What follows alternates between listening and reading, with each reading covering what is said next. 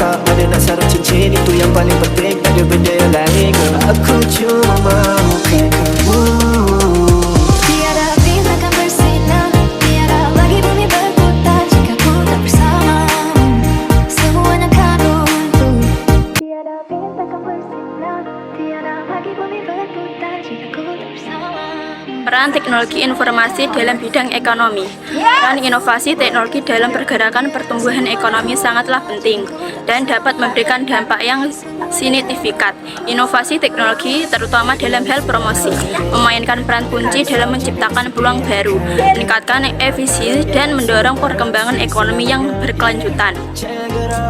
Teknologi informasi telah banyak digunakan untuk mendukung proses bisnis yang terjadi pada perusahaan, khususnya di bidang ekonomi maupun perbankan, khususnya dengan hadirnya aplikasi-aplikasi dan pelayanan elektronik seperti e-banking, dan banking, monai, dan lain-lain. Dampak positif teknologi informasi dalam bidang ekonomi. Keunggulan teknologi informatika juga dimanfaatkan oleh para pelaku bisnis untuk mendukung bisnisnya. 1. Elektronik commerce adalah perdagangan elektronik. Seseorang dapat membeli barang tanpa harus pergi ke toko asal pasar. 2. Pembayarannya pun sangat mudah dengan transfer melalui ATM atau menggunakan kartu kredit. Selanjutnya, dalam jangka waktu yang sudah disepakati, barang akan dikirim.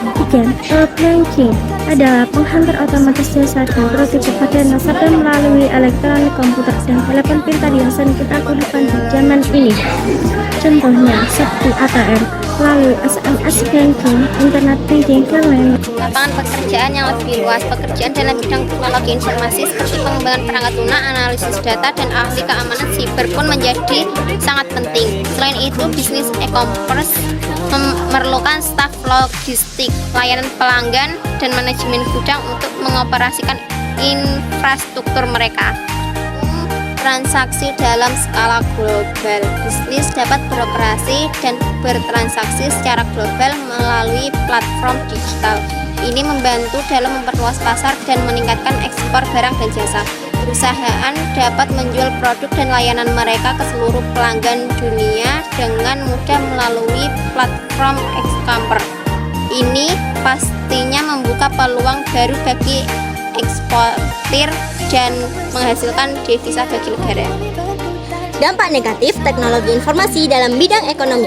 Yang pertama, masyarakat lebih bersifat konsumtif, yaitu gaya hidup individu yang senang membelanjakan uangnya tanpa pertimbangan yang matang. Lalu yang kedua, tak bisa membedakan mana barang yang penting dan barang tidak penting. Lalu yang ketiga, adanya kesenjangan sosial. Kesenjangan sosial merupakan perbedaan jarak ekonomi antara kelompok satu dengan yang lainnya. Kesenjangan sosial dapat memicu adanya kelas-kelas sosial di masyarakat yang menyebar terjadinya konflik dan perubahan sosial. 4. Produksi lokal sulit bersaing dengan produksi luar negeri.